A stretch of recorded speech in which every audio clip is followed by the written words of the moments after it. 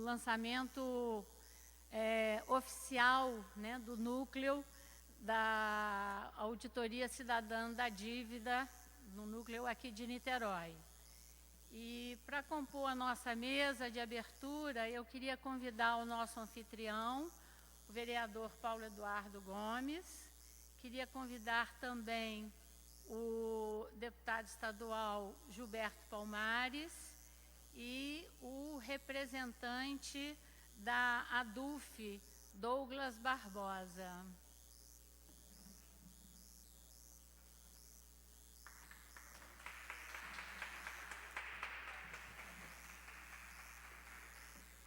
Bom, para falar um pouquinho da história do nosso núcleo, né, como é que ele surgiu, ele, na verdade, começou a ser gestado no final do ano passado, tendo como objetivo empoderar a população da nossa cidade, né, de Niterói, no conhecimento sobre esse tema, tornando-a também protagonista de uma luta que vem sendo travada em inúmeros estados e municípios de nosso país, desde 1911. Desde essa época saiu, né, de um desses núcleos a nossa companheira Helena, que tenta passar grande parte dessa experiência que ela adquiriu para nós, né? E hoje ela está morando mais aqui em Niterói do que do Rio, então daí a ideia de estar passando essa experiência, e ela conseguiu articular aqui um grupo e a gente começou a se reunir então. Nós estamos ainda ousando, né, em adentrar por essa seara da dívida. Estamos vindo aqui mostrar a nossa cara, apesar de a gente ainda estar meio verdes no assunto. Mas a gente está verde, mas a gente tem coragem para entrar, entender e lutar por essa causa. Desde a nossa primeira reunião, nós tivemos o apoio da ADUF, que é a Associação dos Professores da UF, dos docentes da UF, que nos ofereceu a sede para que a gente realizasse a nossa primeira reunião. Nós contamos aí com uma adesão de cerca de 30 pessoas e, posteriormente, muitas outras reuniões vieram. No evento de hoje, a gente não pode deixar de agradecer, né, ao nosso vereador Paulo Eduardo, que nos abriu as portas aqui da Câmara e é um tremendo defensor da nossa causa, tendo nos apoiado em várias situações. A DUF também nos ajudou muito, nos ajudou com o coffee break, que vai ter mais tarde, a imprimir material de divulgação, né? Também tivemos outros apoios que não estão aqui, como o do deputado estadual Flávio Serafini, que, através de Rafael, que faz parte de seu mandato, também imprimiu material deu apoio logístico na arte e impressão de cartazes, folhetos. A OAB também nos apoiou, através de Aderson Bussiger, com parte logística. E, por último, sem que por isso seja menos importante, o companheiro Antônio Martins, da Petrobras, que gentilmente, voluntariamente, se dispôs a comprar a passagem do Rodrigo de Ávila, que da Auditoria da Dívida em nível nacional, está em Brasília. Queria também aproveitar para agradecer todos os palestrantes e interlocutores que virão para aqui, que nós teremos 3 mesas hoje ao longo do dia. Bom, da época dessa criação, do final de 2016 para cá, o grupo foi se consolidando, mas preferiu, de início, ao invés de partir para a ação, ampliar, aprofundar e solidificar o conhecimento sobre o tema. E assim passou a se reunir para estudar e se debruçar sobre a matéria. O núcleo da auditoria, sendo uma sociedade aberta, sem fins lucrativos, com características apartidária e ecumênica, acredita que possa se constituir um elemento agregador de um movimento da sociedade civil. Nossa estratégia de luta pela emancipação do país e seus estados se traduz não em aceitação passiva do que nos dizem ou que nos cobram. O principal meio que dispomos para conseguir quebrar as amarras que nos tornam reféns do capital internacional rentista chama-se auditar. E o que significa auditar? Significa investigar, não da mesma forma que a polícia ou o Ministério Público investigam a corrupção e os crimes da lesa pátria, mas examinar com olhar felino, para não perder nenhum detalhe, todas as cláusulas dos contratos de qualquer empréstimo, todas as divergências, todo o cálculo adulterado, qualquer contabilidade fraudada, as incongruências, as imposições sem base legal, enfim, fazer uma devassa completa nas contas públicas. Um país cujo discurso cotidiano é lutar contra a corrupção deve ter como bandeira auditar suas dívidas por um motivo muito elementar. Anualmente, o que o país perde em pagamento de juros de uma dívida, da qual se pode afirmar ter sido paga inúmeras vezes, que já apresentou em CPIs no Congresso provas de legitimidade, é infinitamente superior ao prejuízo de uma lava-jato, por exemplo.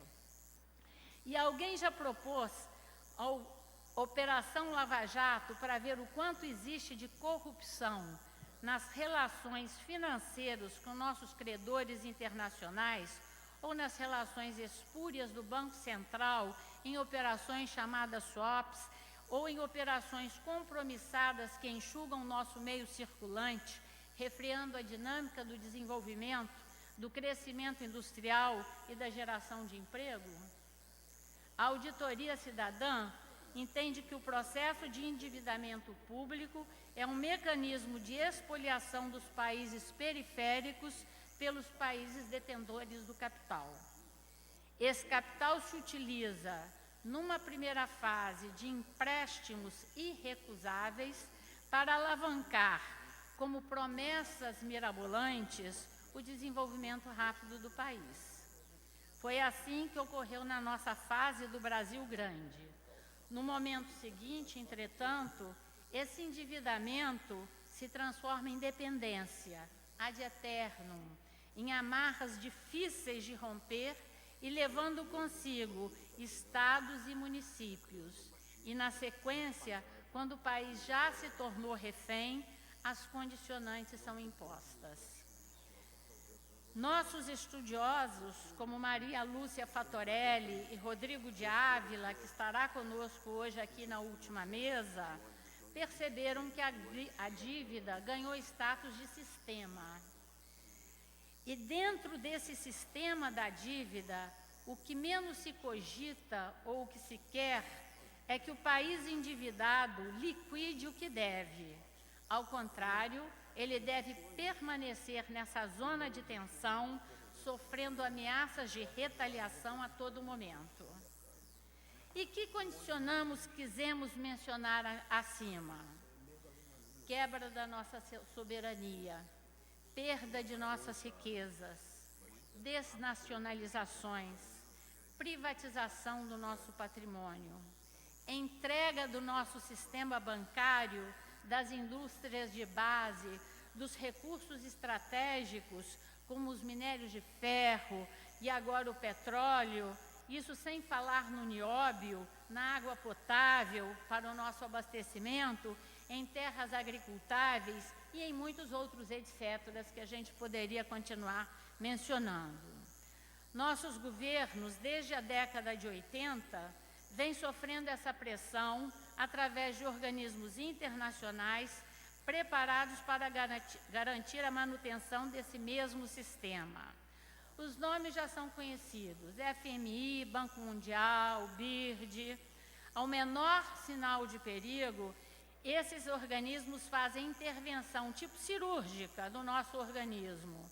E se ousamos resistir, nos metem em quarentena numa CTI de espera, vítima de classificações das chamadas agências de risco, cuja reputação nada tem de ilibada. A ação do FMI, isso no dizer de um economista do staff da Casa Branca do governo Clinton e prêmio Nobel, é repetidora de um modelo de cunho neoliberal tão ineficaz quanto repetitiva. Recebe até o nome de cartilha.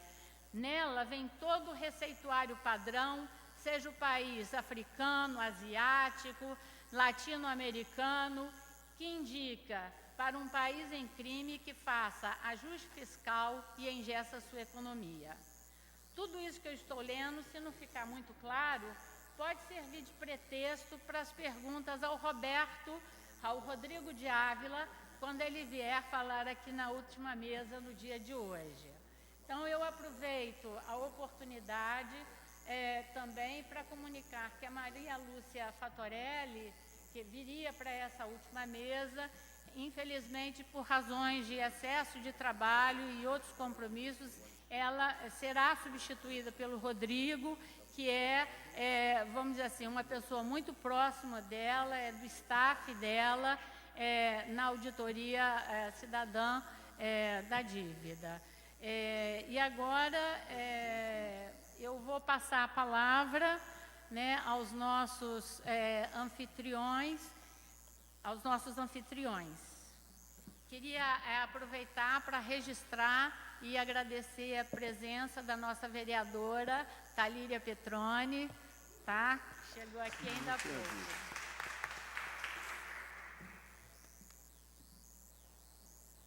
Passo a palavra ao nosso anfitrião, Paulo Eduardo. Eu não sei se tem alguém anotando lá fora. Bom dia, não, boa tarde a todos e todas. Queria anunciar a presença de Ivone. Você está representando o Conte aqui, né? Ivone Marcolini, representando o mandato do deputado Conte Bittencourt. E eu pediria às pessoas lá de fora que, na medida, esses óculos meus têm que ser trocados. Então, eu estou tendo alguma dificuldade para identificar pessoas a uma certa distância. Então, o pessoal me avise na medida em que as pessoas forem chegando. Bom, em primeiro lugar, gostaria de dizer que nós não fazemos mais do que a obrigação de ocupar esse belo espaço pertencente à Assembleia Legislativa do Rio de Janeiro e entregue em comodato para que aqui transcorram as atividades da Câmara Municipal de Niterói, entregar esse belo espaço para que nós possamos fazer uma reunião desse tipo. Não faz mais do que a nossa obrigação. Esse é o primeiro elemento. O segundo elemento é que nós temos, e todos os componentes dessa mesa inaugural, serão 3 mesas durante o dia, nós estamos fazendo apenas a abertura, cada um no seu espaço de militância. Eu e o Gilberto militamos junto no passado, na área de telecomunicações, na Embratel.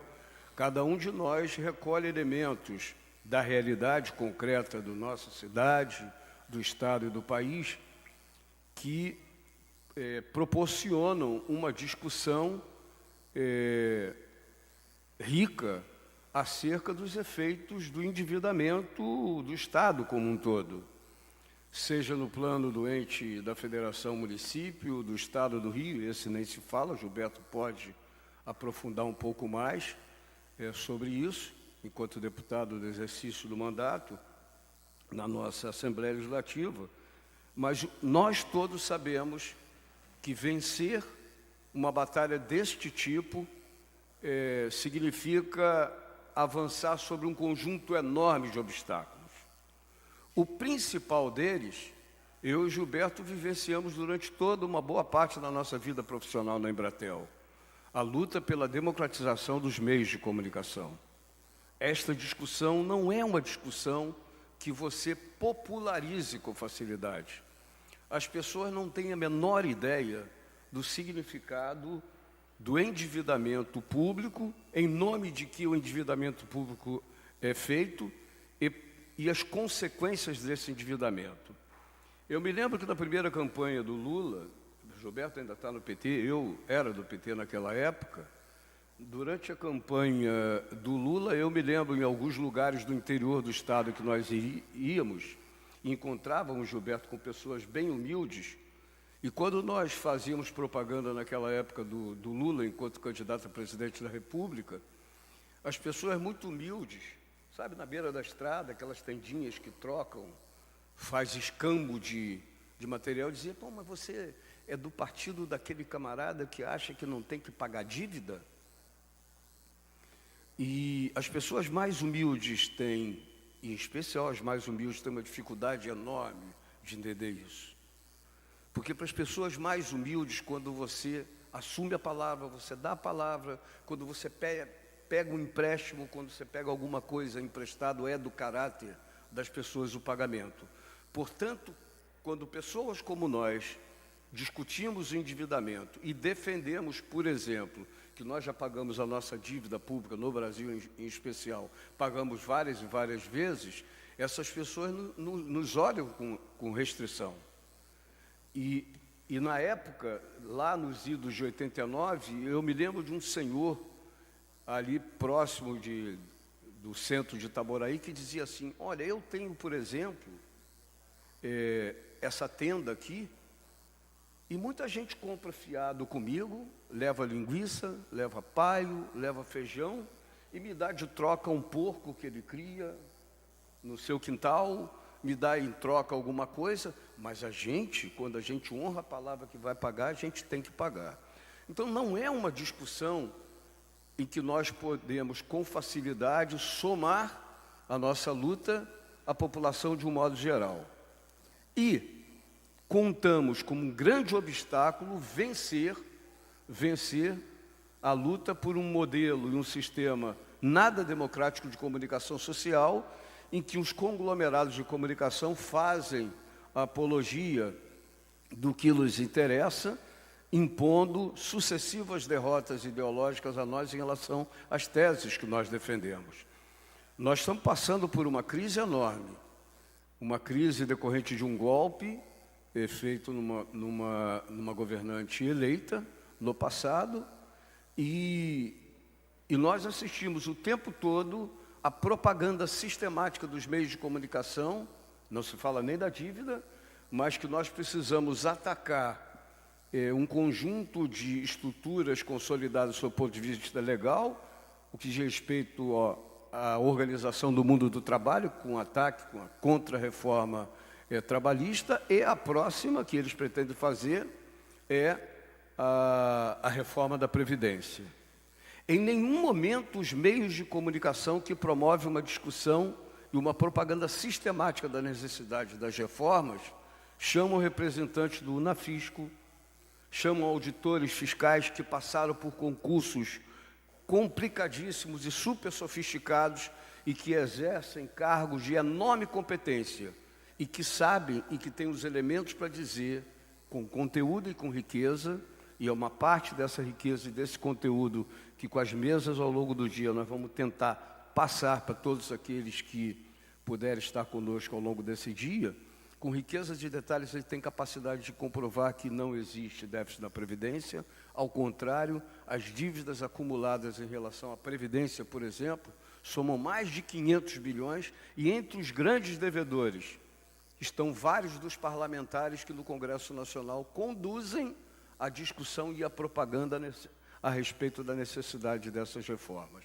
Então, quando o núcleo cidadão de auditoria da dívida pública tenta se multiplicar em vários municípios com o objetivo de popularizar essa discussão, nós outros não fazemos mais do que a nossa obrigação de abrir esses espaços, fazer divulgação.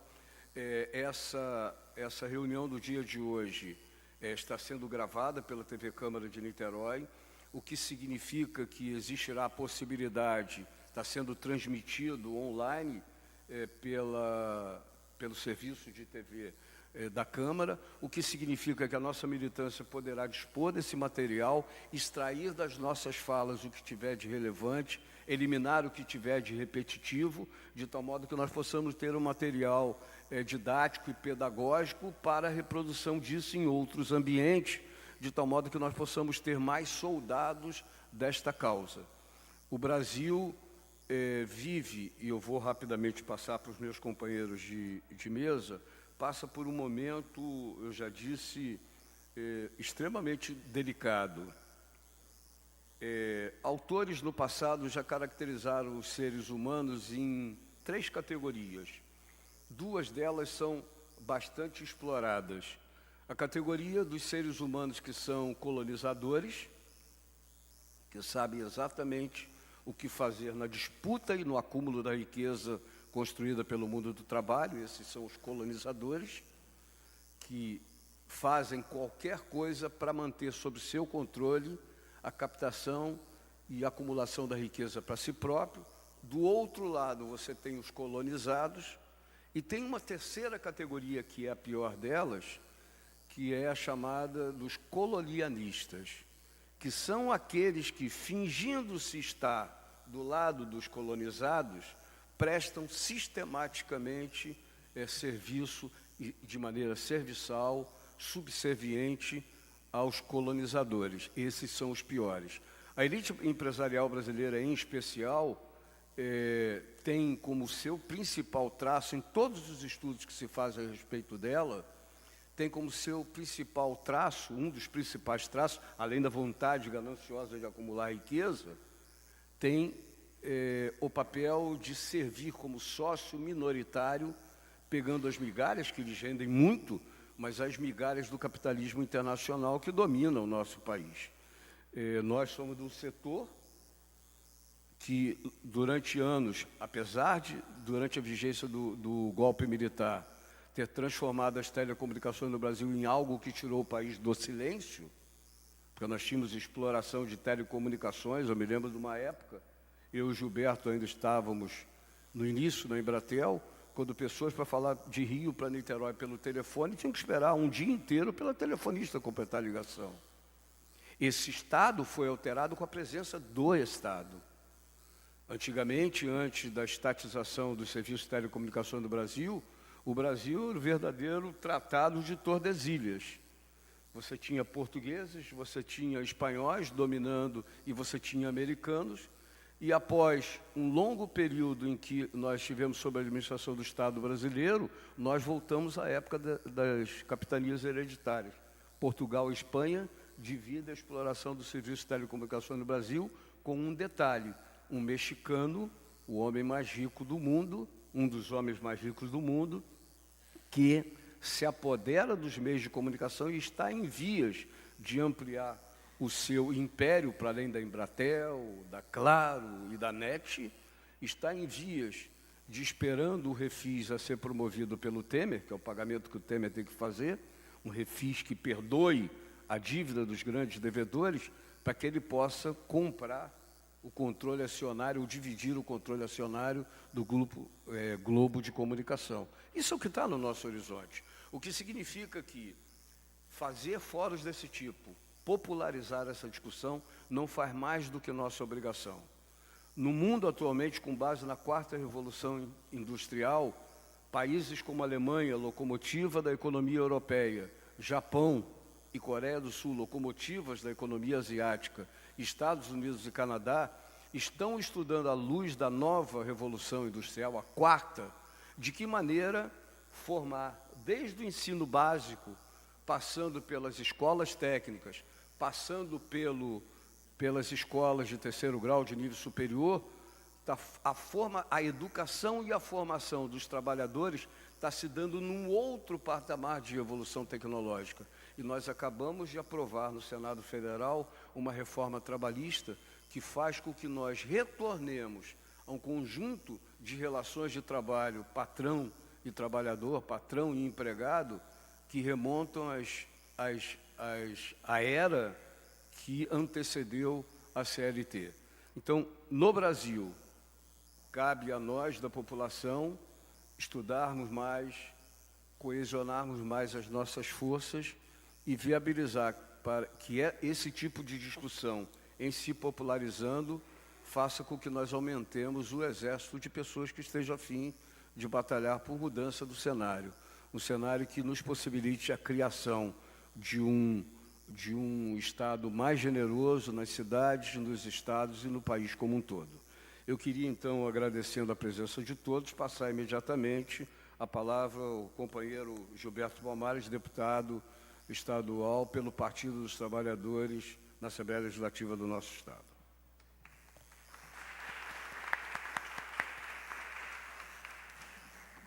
Eu queria saudar a todas e todos presentes, saudar os organizadores do evento, saudar aqui de forma especial, né, usando a expressão de quem abriu os nossos anfitriões, a vereadora Thalia e o vereador, meu companheiro de longa data, Paulo Eduardo, saudar a DUF, que está aqui na mesa, e dizer o seguinte: eu vim participar do evento, queria agradecer a possibilidade de estar aqui na mesa da abertura que eu vim, foi para acompanhar, muito pelo seguinte: eu vivi, desde que vim para o Rio de Janeiro ainda criança, eu vivi grande parte da minha vida no Rio de Janeiro, na região ali que vai do Estácio até a Tijuca, mas moro em Niterói já há 6 anos.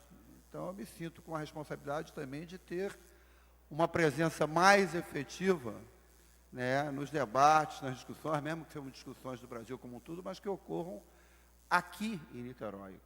Então, como se trata de uma iniciativa do núcleo que está tentando pautar junto à população a discussão da dívida ativa em Niterói, eu me senti com a responsabilidade de estar presente. A segunda questão é porque eu fiquei 12 anos na Assembleia Legislativa, não fui reeleito em 2014, voltei agora há poucos meses atrás, porque eu era o primeiro suplente. E eu acho que discussões como essa, às vezes a gente está na mesa, parece que quem está na mesa vai fornecer informação, normalmente é para subsidiar o debate. Mas eu acho que se você quer, nas várias casas do parlamento, efetivamente ter sintonia com as aspirações da população, você tem que enxergar espaços como esse também como alimentadores, como colocadores de informação, para que você também possa qualificar mais o seu debate.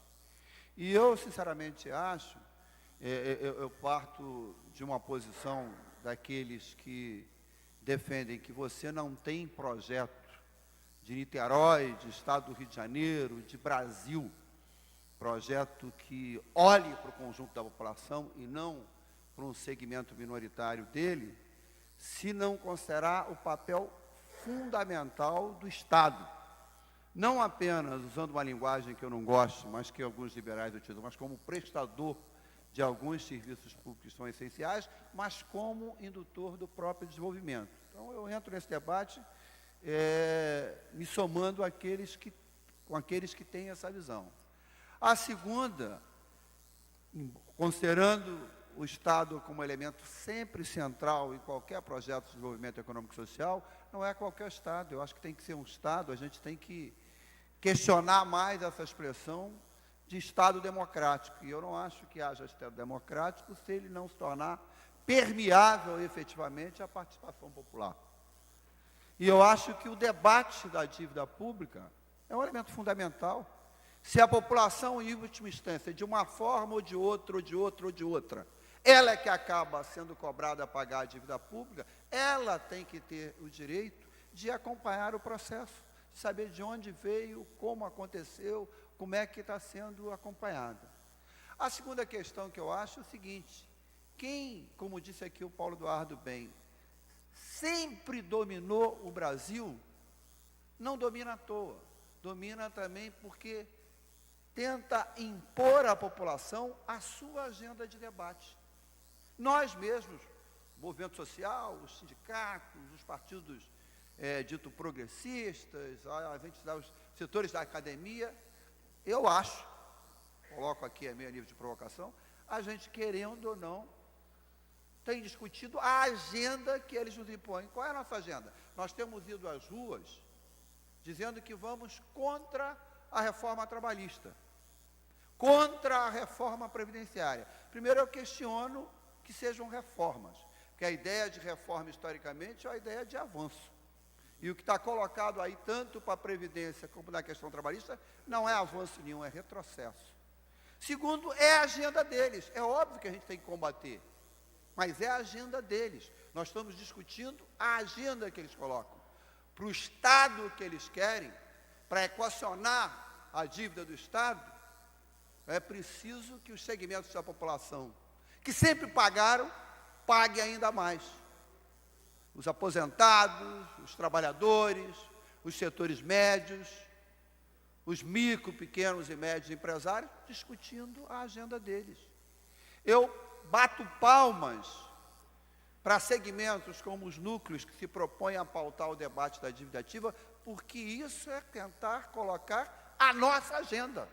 Porque nós também queremos um Estado que esteja efetivamente com condições de ter o seu orçamento para servir a população. Mas quem disse? Eles é que dizem que isso aí, para acontecer isso, tem que mexer na Previdência. Para acontecer isso, tem que mexer em mais de 100 aspectos de leis trabalhistas que estavam na CLT, que foram derrubadas. Quem falou que é isso?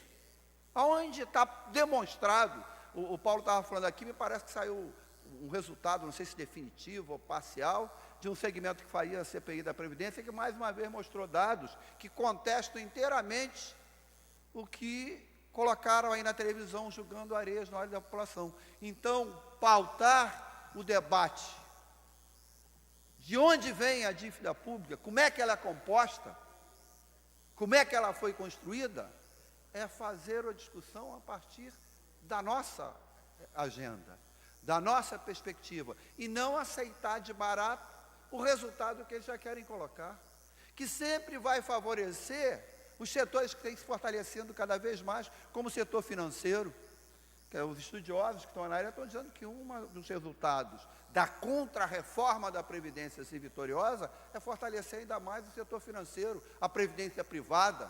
Eu ontem estava conversando com um companheiro meu preto, falando, Gilberto, mas o brasileiro não poupa. O brasileiro tem que cultivar, como outros países, o hábito de poupar. Por que ele não poupa 10% do que ele ganha? E aí ele próprio vai administrar o dinheiro dele para a Previdência. Eu perguntei para ele como é que quem ganha 2, 3, 4, 5 mil reais, 6 mil reais, vai poupar. Né? Mas é sempre o caminho que eles estão apontando. E sempre foi assim. Seja do ponto de vista de satanizar quem se opõe a eles, como é o caso dos trabalhadores, seja do ponto de vista de fragilizar o mais intensamente o Estado, para que ele não possa cumprir o seu papel. Eu vou de novo me socorrer na fala do Paulo Eduardo, que lembrou aqui muito. A gente tem uma relação não só política, mas afetiva com a antiga Embratel. Qual era o discurso na década de 90? Não era, naquele momento, a contra-reforma trabalhista, nem era a contra-reforma previdenciária. Você falou de 89. Qual foi a bandeira central, a fala principal do eleitor, do vencedor na época? Collor de Mello. Era o caçador de marajás. E quem eram os marajás? Os privilegiados. Os que viviam... Eram os trabalhadores das empresas públicas. Por quê? Que naquele momento, para eles, o centro, para tirar do Estado o que ele tinha como capacidade de intervir no processo, para eles a prioridade naquele momento era a privatização da Embratel, da Vale do Rio Doce, do setor do petróleo, do setor da siderurgia, e era a privatização aqui no Estado, da Barca, do Banerje, da antiga Serge, da Companhia Estadual do Gás, da SEDAI, que acabou a bola da vez naquele momento, e hoje não é, porque privatizaram quase tudo. Mas mesmo assim não abriram mão. No chamado processo de recuperação fiscal, que aí o governo golpista Temer quer impor, botando pé no pescoço dos governantes estaduais, está lá o que restou da privatização. SEDAI no Rio de Janeiro, CEMIG em Minas Gerais, Banco do Sul no Rio Grande do Sul. Mas hoje a bola da vez é tornar o Brasil um reino, um império da precarização das relações de trabalho. Né? Porque é barra pesada esse negócio da reforma trabalhista. E eu digo, para não me alongar muito, que a gente tem que fazer o debate, sim, a população tem um direito. Se tem uma dívida que ela está pagando, se como colocou ali o material, que o pessoal do núcleo colocou ali, a gente está discutindo que tem um gasto gigantesco da Previdência. Mas por que a Rede Globo, por que a Folha de São Paulo, por que a grande mídia não coloca ali que a responsabilidade com a dívida é muito maior do que a Previdência? Por que esse debate não acontece? Porque a eles não interessa. Tem que pisar no pescoço da população, a pessoa tem que comer menos, estudar menos, trabalhar 20, 30 anos no serviço público e se ver depois de aposentado na condição de amigo ou familiar, está comprando cesta básica se não se alimenta. Essa a questão que está em jogo. Nós temos que julgar pesado, sim, e abrir a questão de... Vocês querem ver, o Estado está em crise, está quebrado. Eu tive na Alerj, como foi citado... eu ia falar o deputado Flávio Serafini, mas o pessoal não estava lá, estava lá o Freixo, coisa e tal.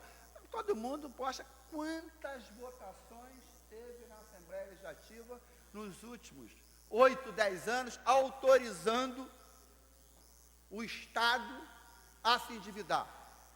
Inúmeras vezes.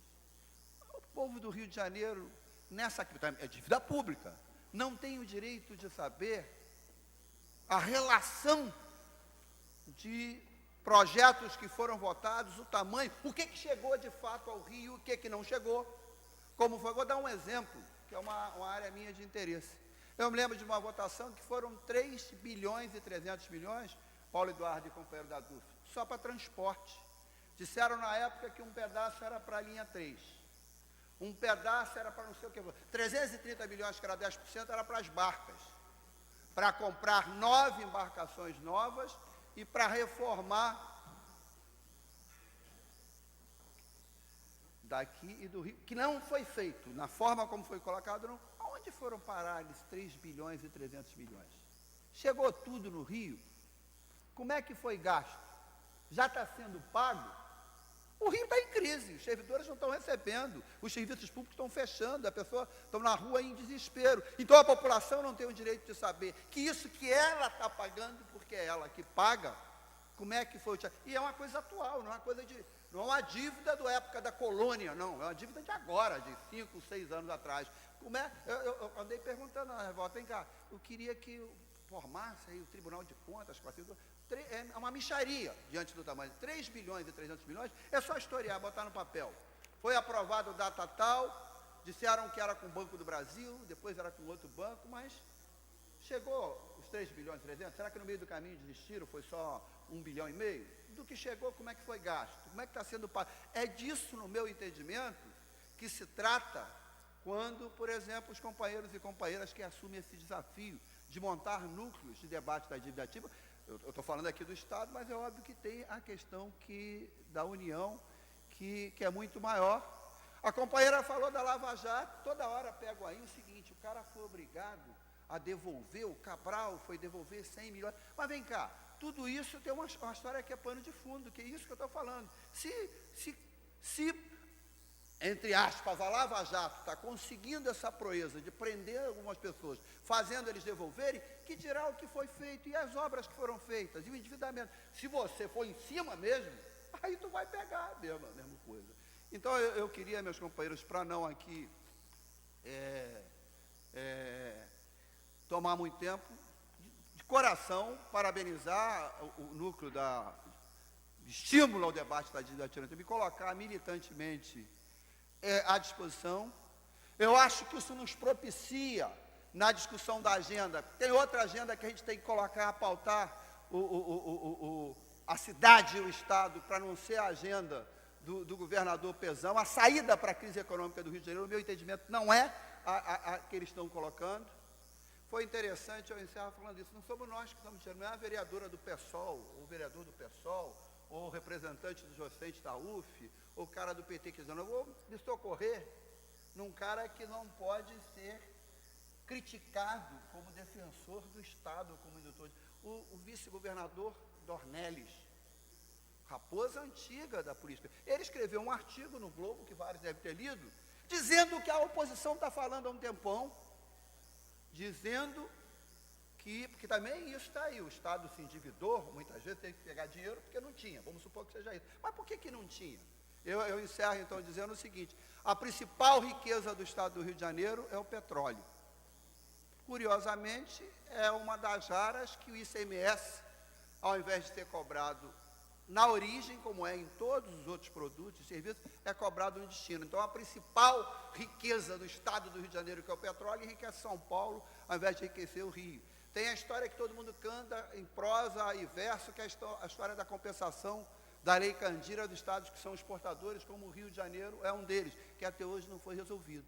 Então, eu encerro dizendo isso, porque eu tenho certeza que esse debate sobre a dívida ativa não apenas joga a luz sobre a questão que inferniza, que ajuda a trazer desespero a milhões e milhões de cidadãos do nosso estado e do Brasil afora, mas nos ajuda também a construir uma agenda de desenvolvimento efetivamente sintonizada com a grande maioria do povo. Parabéns aos companheiros do núcleo da dívida ativa aqui de Niterói.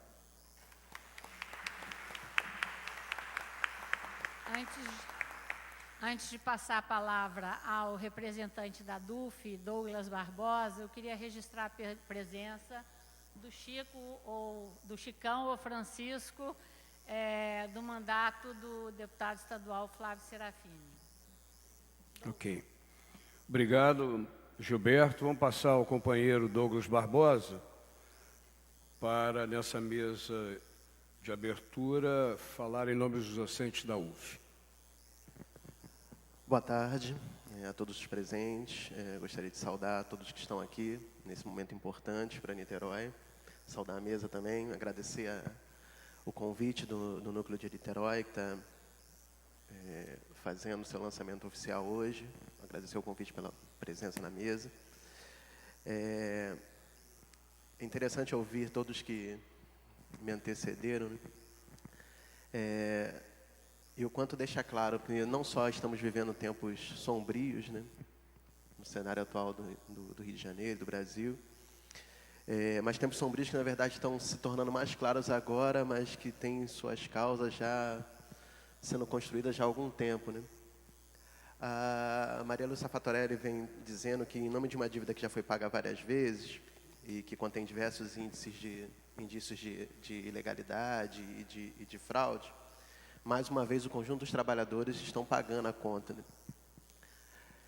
É engraçado que, já desde o final do século XIX, né, um grande pensador crítico, Barbudinho, já falava que, para a dinâmica de funcionamento do capital, para que a sociedade permaneça como uma sociedade burguesa, as mesmas forças expansivas que são capazes de potencializar em muito a capacidade de geração de riquezas e acúmulo de capital nas mãos de poucos, serão as mesmas forças expansivas que vão potencializar de forma cada vez mais agravante as condições de pobreza da maioria da população. E outros pensadores na mesma linha deixaram muito claro para a gente o quanto esse processo de organização da dinâmica, de funcionamento desse modo de produção capitalista, não só potencializa a concentração e centralização de capital nas mãos daqueles grandes monopólios, mas o quanto esses grandes monopólios vão se tornar cada vez mais poderosos no âmbito dos seus territórios, tornando seus estados imperialistas, que vão dividir o conjunto dos países do planeta, né, seu território entre eles. O quanto que isso vai gerar a necessidade de endividamento, né, daqueles países ditos, entre aspas, periféricos, e o conjunto de regras básicas que devem ser seguidas por esse conjunto desses países periféricos para, supostamente, tentar se livrar da crise que eles enfrentam. Esse cenário de dívida a gente já vem vivenciando, né, de crescimento já há algumas décadas. No período da ditadura militar, a gente vivenciou um aumento absurdo no que diz respeito à dívida brasileira. Na década de 90, no final da década de 80, início da década de 90, as propostas neoliberais, como necessárias à saída da crise, fizeram com que aqueles três reis magos do capital, né, FMI, o Banco Mundial e a OMC, ajudassem a ditar as regras que seriam seguidas pelos países latino-americanos, como uma tentativa de sair da crise. E é interessante que os camaradas na mesa aqui trouxeram algumas questões, né, no que diz respeito à questão da privatização de quase todas as grandes estatais que a gente vivenciou há mais ou menos 2 décadas e meia atrás. Se a gente for recuperar 2 décadas e meia atrás, após começarem a privatizar quase todas as grandes estatais, alegando que o Estado precisava cuidar da saúde, da educação, e por isso era necessário privatizar o conjunto das estatais, hoje eles querem privatizar a saúde e a educação, dizendo que a saúde e a educação são um elefante branco que não consegue se sustentar com o PIB que o Brasil tem, né? Então, um pouco de memória já ajuda a gente revelar a disfarçatez dessas pessoas. Não querendo me alongar muito, a gente, desde a ADUF e o conjunto dos movimentos da classe trabalhadora, já vem há muito tempo, pelo menos de forma mais assintosa, desde do final do ano de 2016, denunciando e lutando contra o conjunto dessas medidas, né, que estão sendo construídas pelos governos que estão assumindo no cenário brasileiro. E desde o final de 2016, a gente já apontava, né, a gente já vinha fazendo a luta no final de 2016 contra a PEC 241, que depois se tornou PEC 55 e se tornou Emenda Constitucional 95. A gente já dizia, já junto com o conjunto dos movimentos, que a essência daquela proposta, que se tornou a Emenda Constitucional 95, era congelar o conjunto dos orçamentos públicos nos chamados gastos primários, para que pudessem sobrar recursos, esse era o argumento do governo, para que pudessem sobrar recursos para pagar juros e amortizações das dívidas públicas e, quem sabe, até, segundo o governo, controlar essas dívidas. E o termo gasto primário, a gente já deixava claro que englobava tudo que praticamente não fosse despesa financeira e que, de modo geral, o poder da República teria por 20 anos lá como congelar aquelas previsões orçamentárias. E a gente veio desde o final do ano lutando bravamente contra essas propostas, e eu retornei com ela porque desde o final do ano a gente falava que, apesar dessa PEC, que se transformou em emenda constitucional, claramente está restrita à esfera federal, mas lá já se mostrava o quanto que era nítida a intenção do governo de estender essa proposta para o conjunto dos estados e dos municípios.